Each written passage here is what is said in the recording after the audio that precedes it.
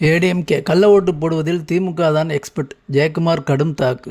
ஒவ்வொரு தேர்தலிலும் திமுகவுக்கு இறந்தவர்கள் தான் கை கொடுக்கின்றனர். திமுகவினர் கள்ள ஓட்டு போடுவதில் மேதமை வாய்ந்தவர்கள். அதனால் தான் அவர்களுக்கு எஸ்ஐஆர் என்றால் கசக்கிறது என்றார் ஜெயக்குமார்.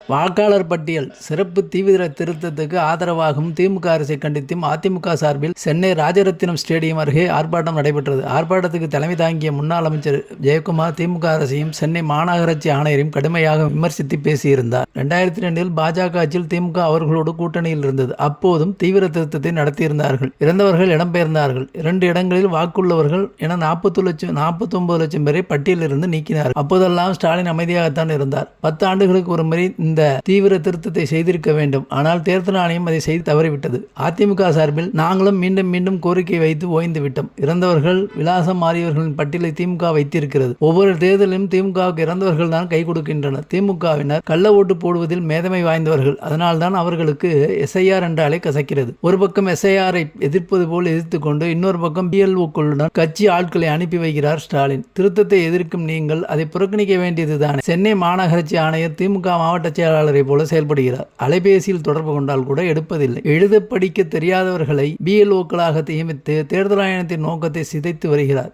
அதிகாரிகள் நியாயமாக செயல்பட வேண்டும். இல்லையே இன்னும் 4 அமாவாசை தான். ஆட்சி மாறியவுடன் உங்களுக்கான தண்டனை கிடைக்கும் என்றார். இது போன்ற அரசியல் செய்திகளுக்கு என் சேனலை சப்ஸ்கிரைப் பண்ணுங்க, சப்போர்ட் பண்ணுங்க. உங்க கருத்துக்களை கமெண்ட்ல சொல்லுங்க.